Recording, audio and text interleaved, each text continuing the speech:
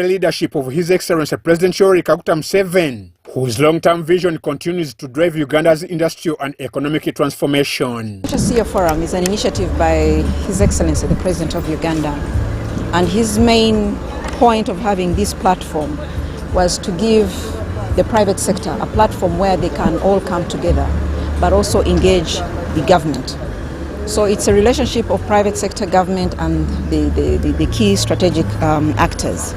She emphasized that the forum serves as a strategic platform uniting the country's top CEOs to support the national development agenda. Because as our mandate, Presidential CEO Forum, bringing together the strategic corporate CEOs, indigenous and also the ones that are foreign investors, is to come and see what is government doing, when they talk about propelling or advocating for the industrialization agenda. How can we become a more of export-oriented country and import less? And so the other example is also to be able to tell people that it's possible to have value addition from 0 to 100%. Having able to have your own raw materials, and you can add value to the end product. The NRM Party's Deputy Secretary General, Right Honorable Rosemary Namayanja, stated that the forum has established a pathway to safeguarding and consolidating the gains that build upon the NRM government's economic achievements. Time and again, the President has talked about regional integration, has talked about and has supported Pan-African initiatives, because the argument is that yes, Uganda is big, but the market of East Africa is bigger.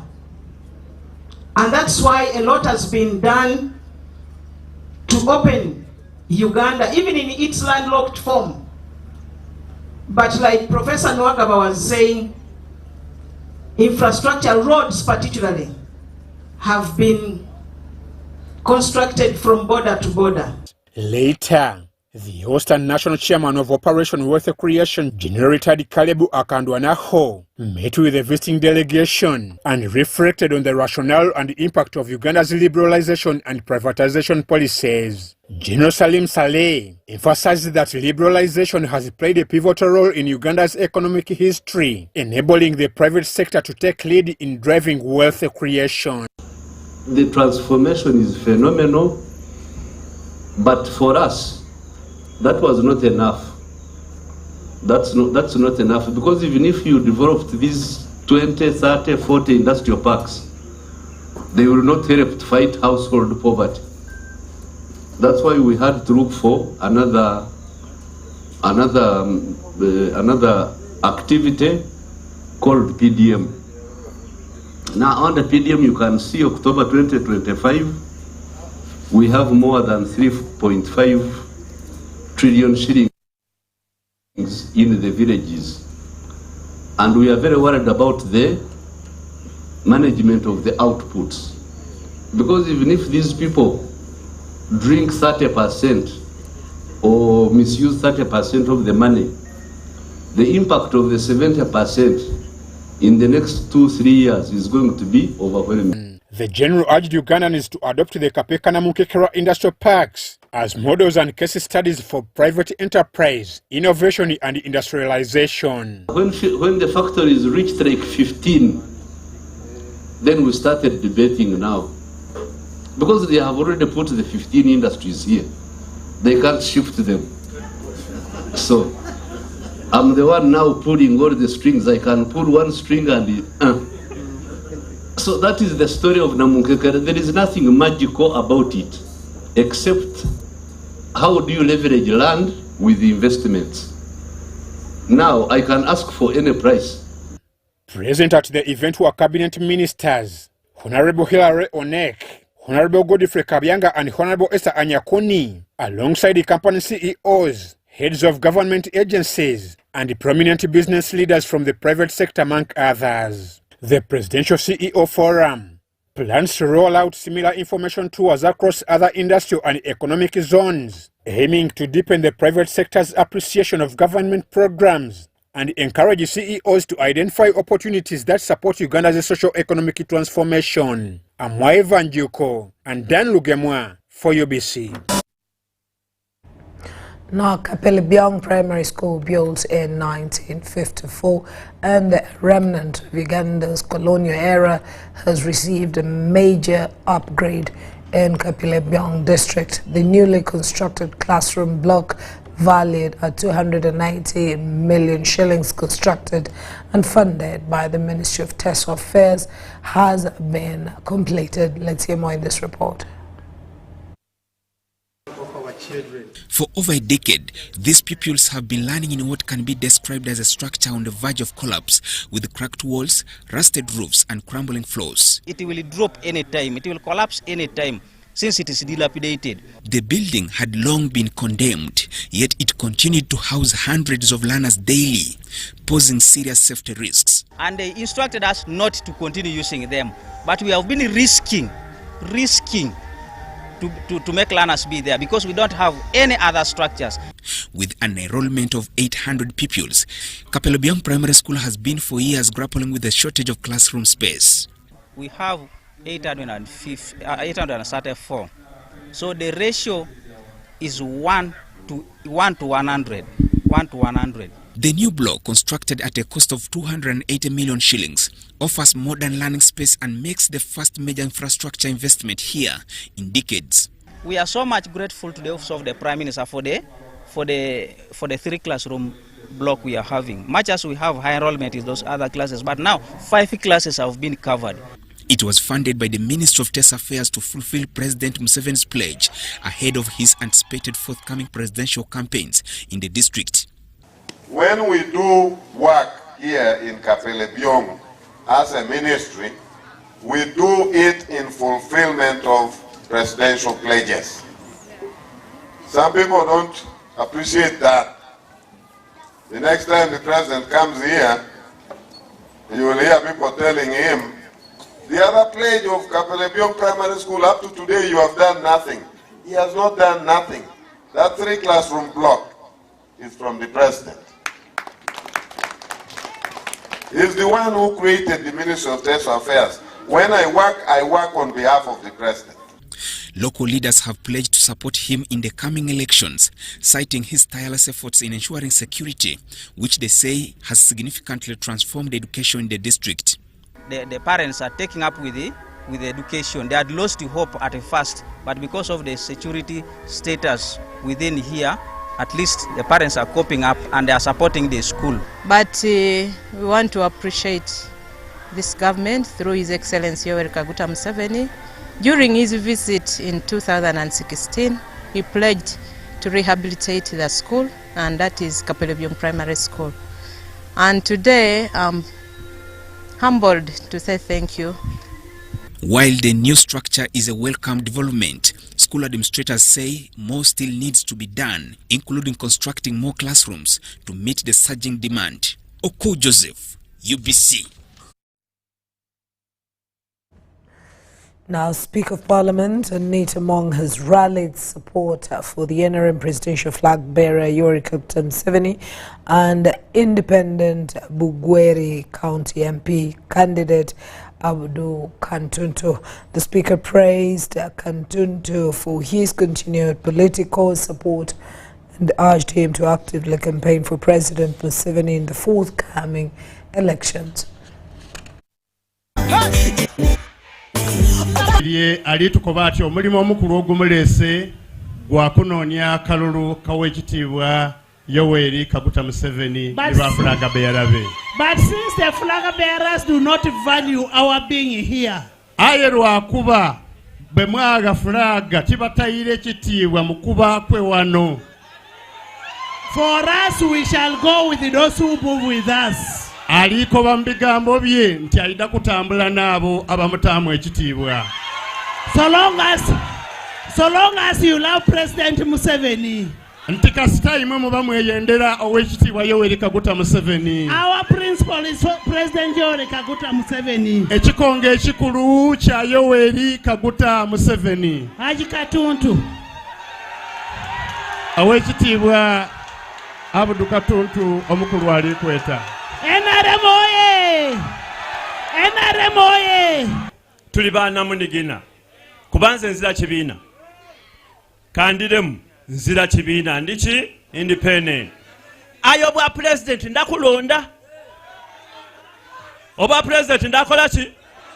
Ndakulonda. Kubange okuba independent tikibiina. Aye eriyo uno ali kunkoba. Ati da gobako oli muwala ku kyalo. Olwo muwa omusaada ondi yakuloba. Ole yaida.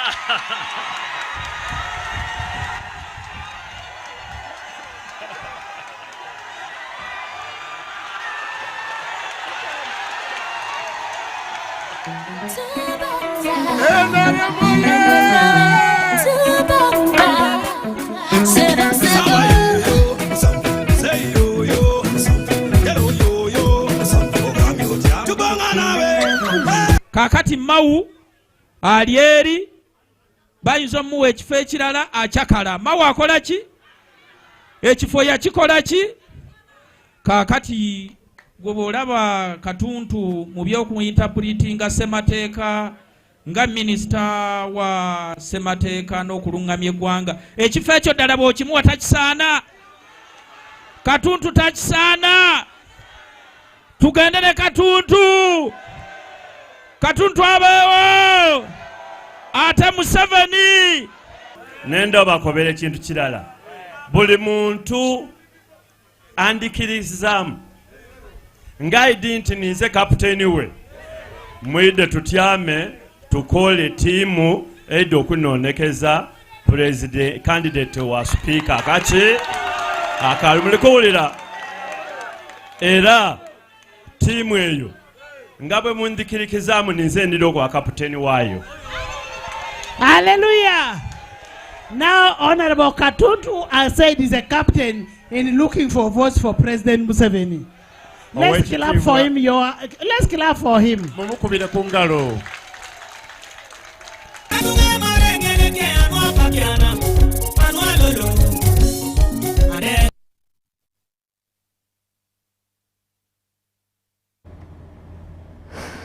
Now into our next story, the head of Operation Wealth Creation, General retired Salim Saleh, has dismissed recent allegations made by the National Unity Platform NUP leader Robert Chagulanyi Sentamu, who accused the retired general of land grabbing. In response, General Saleh described himself as not a land grabber but a land developer, urging that the claims are part of Chagulanyi's political campaign strategy and a form of propaganda. The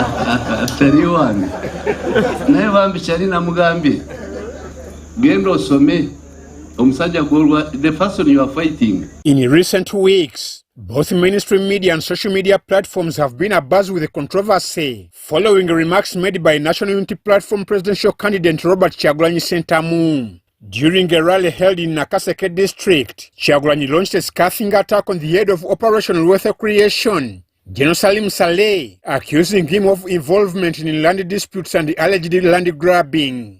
Atenga buno baka bobukuru nnyo njagala busindikira yaliko chali wange bamuyita General Salim Saleh abeera muno bangamba amataka gonna yagatwala jeno nze wali chali wange mwana. The statements have sparked widespread debate, drawing sharp reactions from various sections of the public and prompting a response from General Saleh himself. Chagulanyi's remarks form part of his broader campaign agenda, particularly his first 100 days action plan should he be elected president. According to Chagulanyi, addressing land injustice is central to his mission of restoring dignity and justice to affected communities, especially in areas like Nakaseke, where land disputes have been a recurring concern. In response to the accusations, General Salim Saleh has strongly refuted the claims, stating that he is not involved in any land grabbing activities. NUP does not understand me. Because if the NRM understood me, they would have used me. They would be campaigning for me that I'm not a land grabber, I'm not that, I'm not what I'm suspected to be. But all of them keep quiet. Then the other side is firing at me. Saleh land grabber, Saleh this one. I do not understand the motives of my music colleague who has now turned to politics. General Sale remarked in a veiled reference to their shared background in Uganda's music industry prior to Chagulanyi's political ride.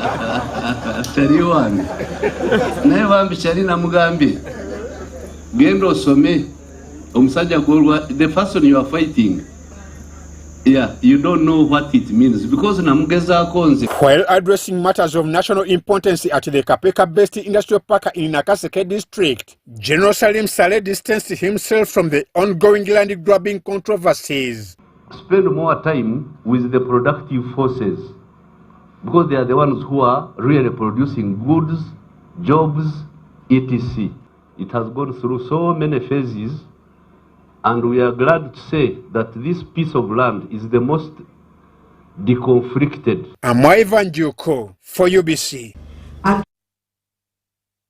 Now over to Nakaseke, the State Minister for Lands, Dr. Sam Mayanja, has stepped in to resolve a land-standing dispute involving the families of J.K. Musazi and Kulaniama Kaya and General Malwa, a Tanzanian national accused of illegally occupying their land. The contested property located in Abutebere village, Ruoma parish, Kinyogoga sub-county, Nakaseke district, spans about 10 square miles and has been a source of conflict for nearly 15 years.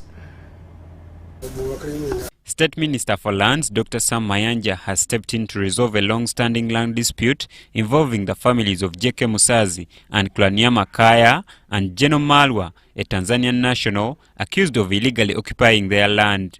We want a compromise position. We've gone around, we've seen the cashew nuts, we've seen the sisal, and the managers told us that they occupy 3 square miles.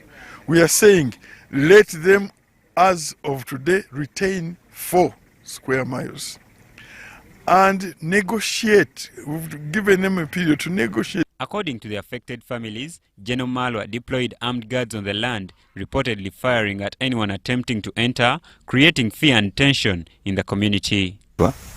Naduka kumpi mwekizayo takiru wana bagende Luzira takiru dino ngaliri tusibisa kakati ebintu nga byuka intimidation nafe ntusirika lyaffe bebaga nti twalitunda waliwo ba executor ba administrator.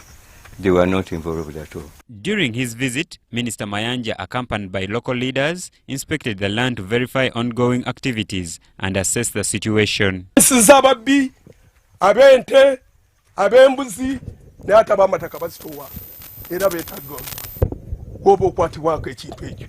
The dispute is a result of wrongful land title transfers, he added. Je baleeta ne mu kooti egamba nti yeeraga nti ya eka ya mailo 5. In response, Minister Mayanja directed the RDC to remove all armed guards from the disputed land, noting their presence violates presidential directives against private militias. All private guards be removed as per the directive of His Excellency the President.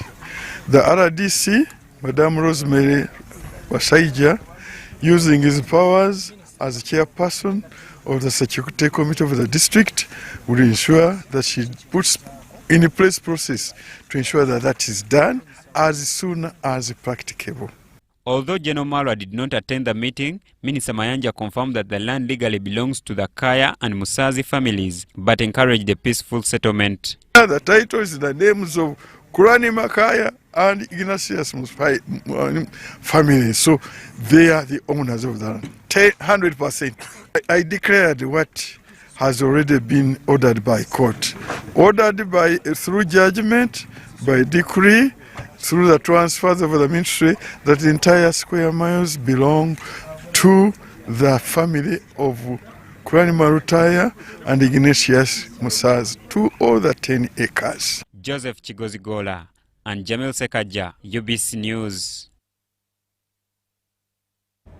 Now, Lions Club International District 411B Governor Alan Vashta Naturinda has visited Kisoro district to assess the functionality of medical equipment donated by the Lions Club to St. Paul's Mutolere Hospital.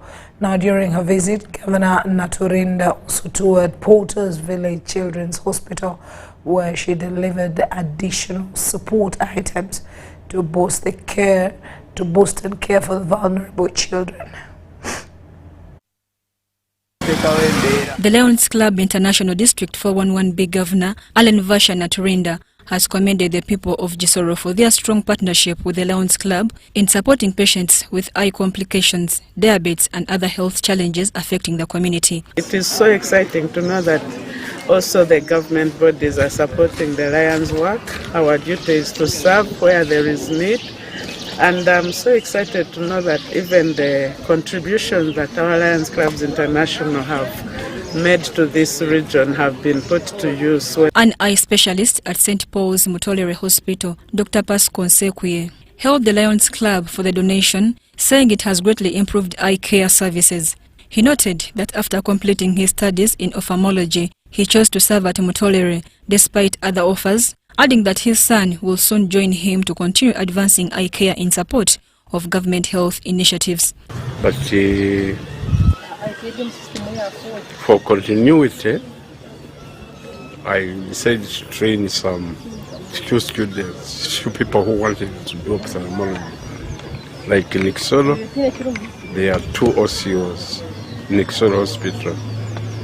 Here in Mutolere, there are 2 ophthalmic assistants and 1 ophthalmic nurse, ophthalmic theatre nurse. That's one for continuity. At Potter's Village, Director Ida Charimpa thanked the Lions Club for their continued support. She said the facility, funded by Canon Jenny Green, caters for orphans, abandoned infants, and children whose parents are unable to care for them. Potter's Village, we basically look after babies. It was established in 2007 by Reverend Canon Jenny Green, who was a missionary from England and working in the children's ministry in the diocese.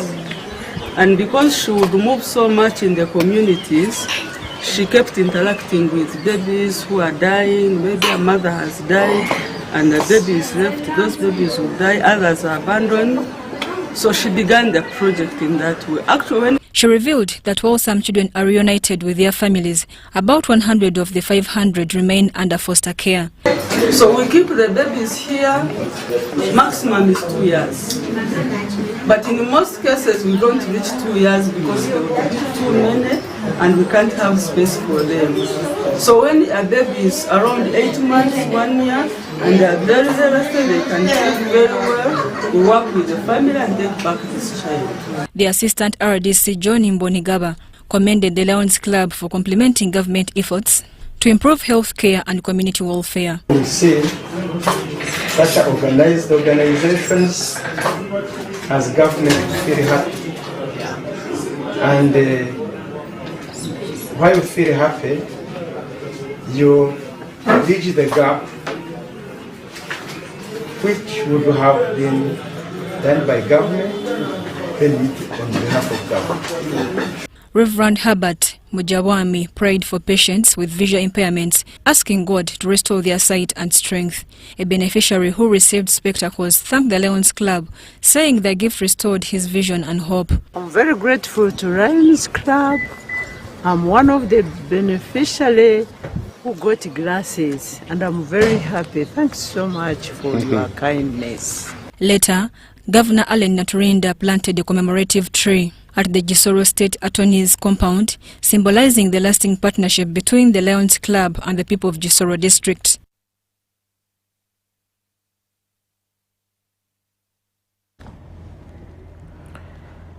Now, Prince Kasimo Nachivinge, head of Muslims in Uganda, has urged young people to remain calm and exercise maturity. They participate in the upcoming general elections. He made this call during the 25th admission ceremony of new students at the Islamic University in Uganda, Kampala campus.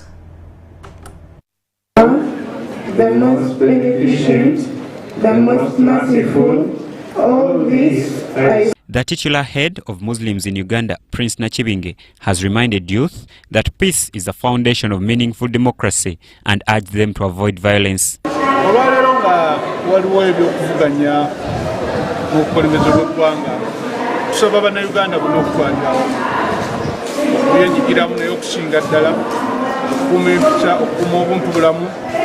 okwewala ebigambo byonna ebiyinza okuleeta okusosola mu mawanga mu madiini n'okuleetawo engeri etali ya butebenkevu. He encouraged students to maximize their time at university and gain knowledge that will shape their futures. Abayizi bano tubakubiriza okumanya lwaki bazze mu ssettendekero ono, ekibaleese kusoma, kuyiga, kumanya bintu nga bwe birina okukolebwa mu nsi eno tekirimu ey'okuvuganya. Tubakuutira okuba n'empisa era n'okuba n'obuntubulamu n'okumanya nti ssettendekero ono ali ku musingi gw'obusiraamu talinga matendekero malala. Over 1,000 students from more than 10 African countries have enrolled this year. Director Ismail Jagenda Sumbwa emphasized the importance of integrity, focus and values in society. Your class and entire journey begins today. Write it with integrity, purpose and fear of Allah subhanahu wa ta'ala. Make lasting friendships, seek beneficial knowledge, and strive to be upright ambassadors of this university and the Ummah at large. Twaha Kasule, director of IUIU Kampala campus, reminded students that admission is a privilege to be utilized productively. I call upon you to keep this elevated picture in your mind and make it your goal to stand out while you are in IUIU and after you have graduated. Religious and academic leaders called on youth to ensure the electoral process remains peaceful, respectful and development focused. Joseph Chigozigola and Prosi Chontawaire for UBC. And the Ministry of Health, in partnership with Makerere University, has launched the Tracking Trails project at a multinational research initiative study dog movement patterns and their role in disease transmission, particularly rabies. Tracking Trails project is to estimate dogs' movement patterns and their role in disease transmission, particularly rabies. It will study how dog mobility influences the spread of infectious diseases while building evidence to improve disease surveillance and control. But it's not only about rabies, it's about how our dog moved, why do they move, what is the social cultural aspect on it, and we are investigating also other diseases from dogs.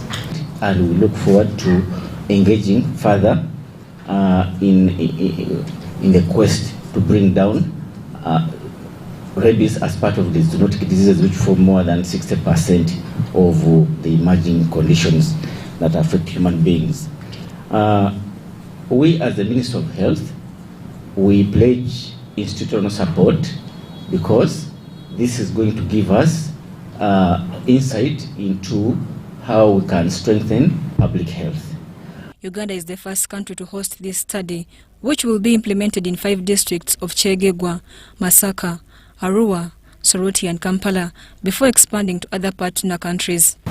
So, this project, being a research project, has already enlisted some research students, and hopefully we shall also still get more.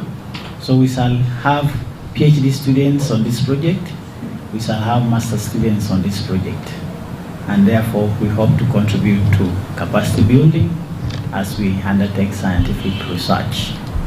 The Tracking Trails project also serves as a training platform for postgraduate students and young professionals in veterinary and public health research, providing hands-on experience in data collection, technology use and community engagement. And so we are looking at this project as a platform that will form a blueprint for strategies to mitigate disease conditions like rabies that we are on the way of combating as a country. The commonest or the highest prevalence actually recorded was partly around Markson Falls, the northern part of it, Kulu area, for those of you who have been to Kulu.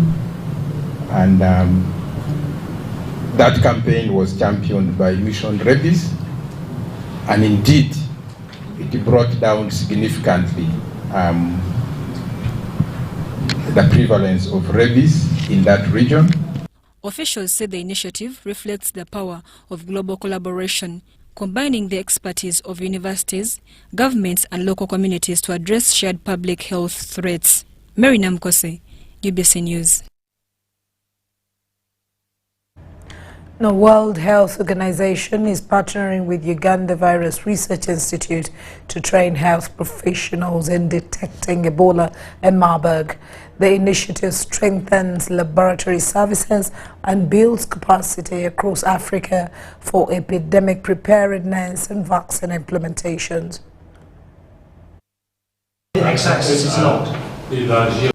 The African continent continues to suffer from the emerging and re-emerging viral diseases like Ebola and Marburg. The World Health Organization is now working towards improving the laboratory capacity on the African continent. The linearity of the assay would be 3 logs.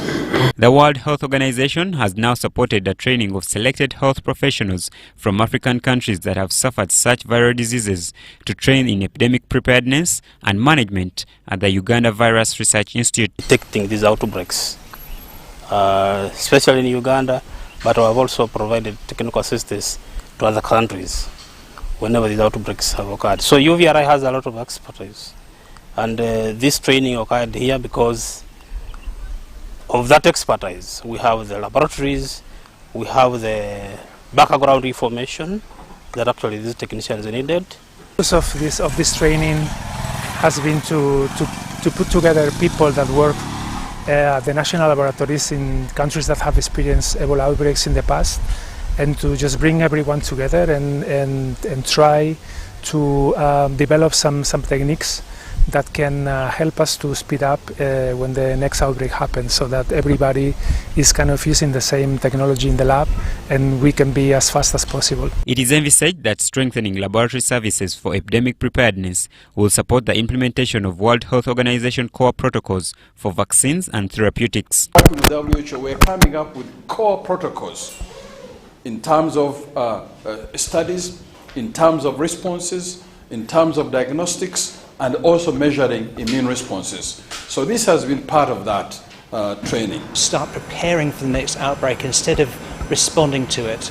And when I say prepare, I mean get ready with new drugs and medicines that don't exist at the moment in advance of an outbreak. And so in some cases, we might need to just test the immunogenicity of a candidate vaccine in the absence of an outbreak. And so that means that the areas that have constant little outbreaks will now have awareness of how to test vaccines in their area before an outbreak occurs. According to the Executive Director, Uganda Virus Research Institute, Professor Ponciano Caleb, strengthening laboratory services is crucial for timely screening and management of epidemics. Joseph Chigozigola and Adia Nakuti, UBC Entebbe. Ugandans, the unstoppable internet deal of deals is here with MTN Wakanet Fiber. Connect your home with our starter pack of 100 Mbps at only 99k. And if you want more speed for less, we've got you. Get the 200 Mbps at only 129k. And the fastest one yet? Enjoy up to 500 Mbps at only 250k. To sign up, use the My MTN app or dial *100 *23#. Offer is valid till the 30th of November for both new and existing subscribers. Together, our connection is unstoppable.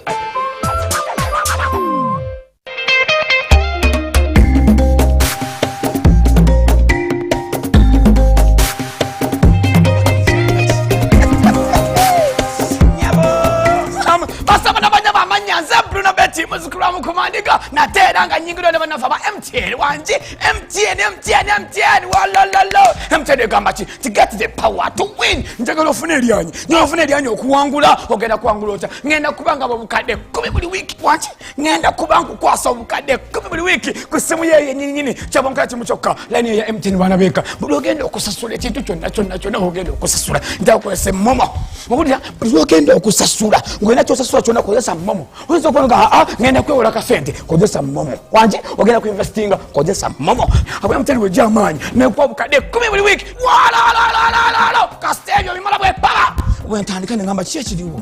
Wanje nenkwata ku masimu ngamba halo walirudawa tenze tirinyi halo walirudawa zende gulu halo walirudawa ndi mutukula halo oliwa ndi mwanange ndi wano mu office ntudde nyega ma computer nenkuta awa namwe kasta na benesi okubelanga mwana wote koze ebintu amanga epeyinze ebolowinze investinze ngekozesa momo. Remember to dial *165# or use the Momo app to borrow, to pay, to invest, and you could stand a chance to win 10 million weekly.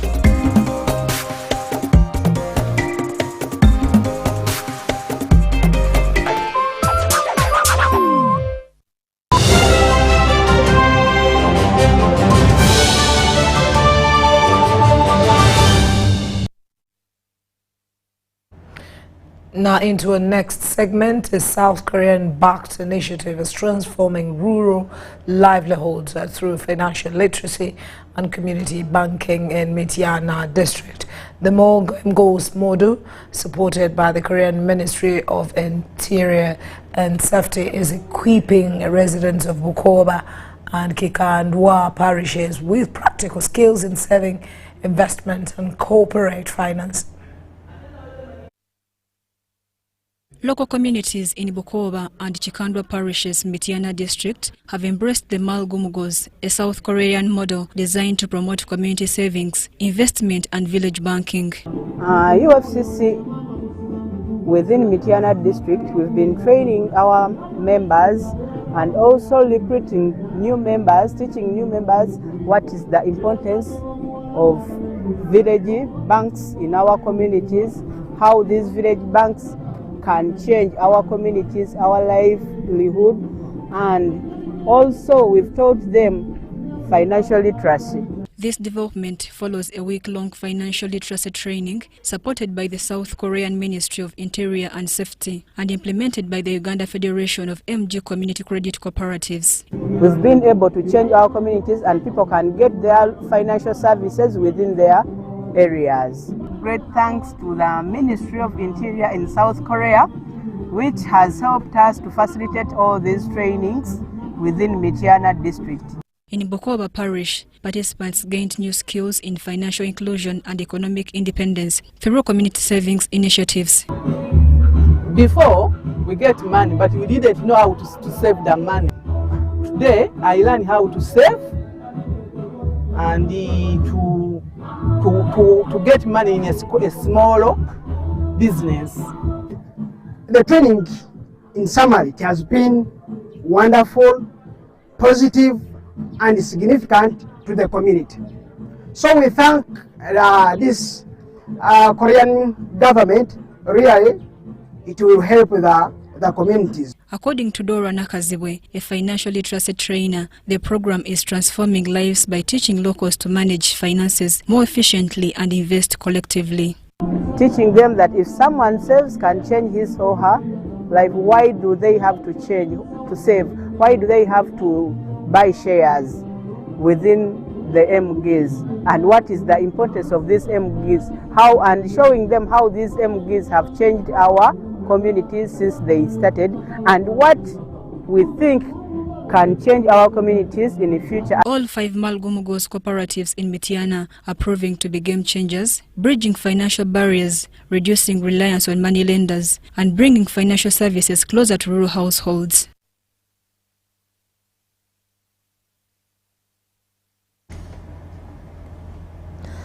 Now, the Catholic Church celebrated the 10th anniversary of the Pope Francis Laudato Si, emphasizing care for our common home. The Mass at Our Lady of Africa, Mbuya, brought together the clergy are policymakers, academics, and environmentalists.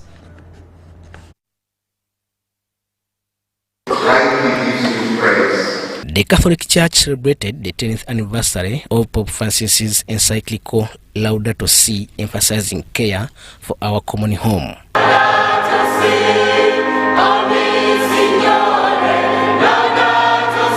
The Mass at Our Lady of Africa, Mbuya, brought together clergy, policymakers, academics, and environmentalists. You just see plastic flying through the window. You cannot stop them, maybe you don't have even the authority, but we can do something. If at all we realize that we can pick up that plastic and put it where it belongs. That will be our contribution. We start there and then the rest will follow suit. So I encourage you to participate in this symposium together. Remember, we can do this only together. Pope Francis encouraged us to take that word to be very important, together. Reverend Father Dr. Ambrose Wangato urged the youth and schools to adopt environmentally responsible practices, while Reverend Father Kennedy Onoba called for effective plastic waste management policies. Because once children learn, they can do better as policing agents in enforcing environmental cleanliness, in enforcing proper disposal of plastics. Children are going to be protagonists, strong actors in this program, other than adults who will tell you, I'm 80 years, I have been living with plastics and I'm still going strong. So better to invest more in children. Mentors to strengthen and to enforce environmental protection policies that ensure sustainable living for all. And as we begin this symposium now, let us open our hearts and our minds to dialogue, learning, and action, so that together we may truly promote peace with creation and safeguard their beauty now. The celebration of Laudato Si serves as a reminder of the importance of caring for our common home and promoting sustainable practices to ensure a better future for all. Robert Katamba reporting for UBC News in Kampala.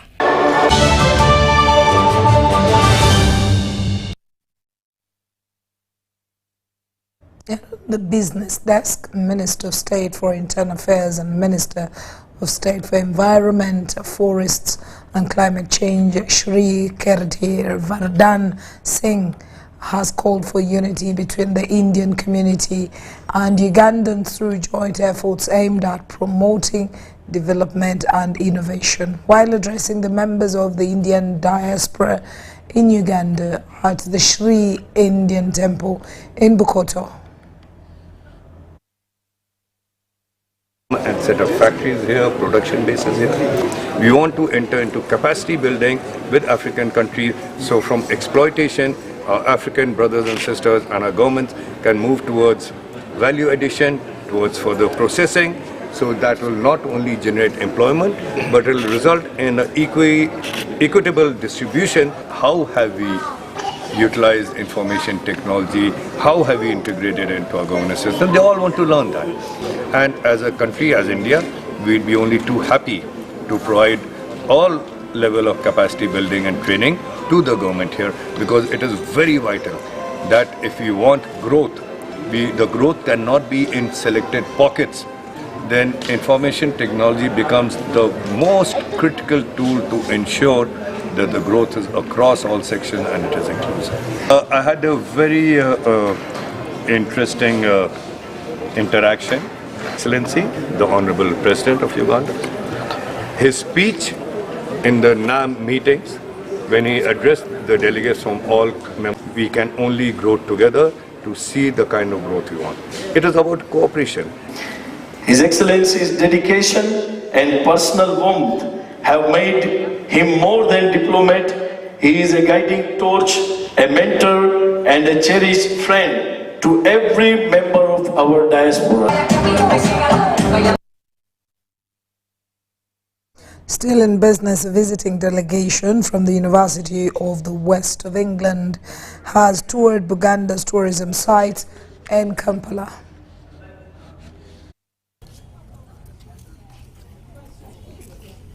Fresh from signing a memorandum of understanding with Makerere University purposely to improve innovation and research, the visiting delegation from the University of the West of England has toured Buganda's tourism sites to explore other areas of collaboration.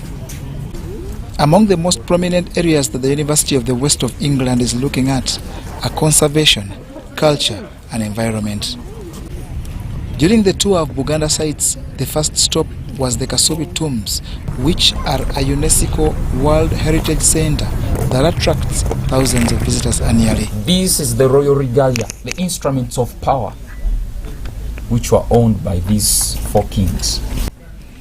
Here, along Masiro Road, is the Kasubi Tombs, which is a major spiritual, cultural and historic center for the Buganda Kingdom, which is a sacred burial site of four former kings. I think I've learned that Uganda is a really sort of spiritual place, and this represents that sort of spiritual journey of their in their sort of kingdom, their royalty, and how their society is constructed. So it's been really interesting to see how their desire to preserve their history is really sort of built into culture. And it was really nice as well. It's such a young man that's been talking to us, to know so much. I'm not sure that the people in the UK, people of that age, would know so much about their culture and be so invested in it. So it's my first time to come to this place of the tomb, and it's been really fascinating to understand more about the culture here and the background and how Uganda has developed over so many years with their kingdoms. Really interesting that it's so organised. This collaboration is enabled by the Uganda High Commission in London, which has vowed to use the opportunity to promote Uganda's tourism. So happy and blessed that I've had this experience. I came here as a child. I didn't understand, but it's quite a very rich history. I really want to tell the world that come over to Uganda and experience the Pearl of Africa. There's quite a lot that we have to offer. This is just a drop in the ocean, but if you move to different sights and sound of Uganda, you will really, you're so thrilled to feel the beauty and everything about Uganda. After the Kasubi Tombs, where a lot of history about Buganda was learned, the delegation proceeded to Bulange, which is the administrative headquarters of the kingdom. They then proceeded to the Lubiri, which is the royal palace. Here the takeaways were the rich cultural heritage that encourages the family as the nuclei on which a nation is built through proper grooming. I've been part of the entire experience, whereby I had to go to the plantation.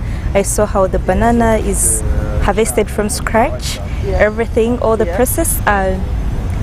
The lady called Lydia, she guided us through everything, and she gave me an opportunity to learn how to peel. The delegation also learned of the turbulent times when the palace was taken over by the military.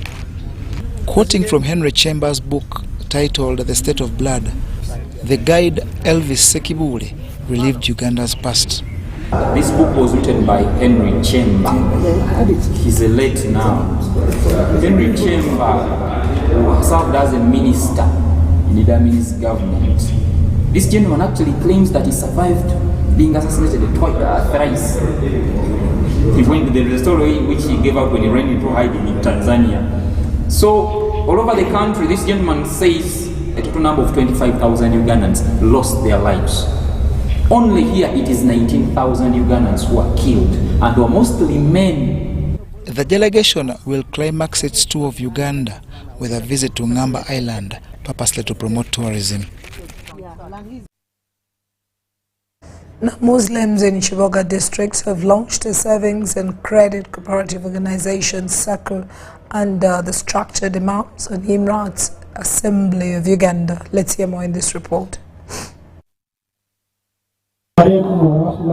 The launch of a savings and credit cooperative organization in Chiboga drew key figures from various Muslim factions, including representatives from the Uganda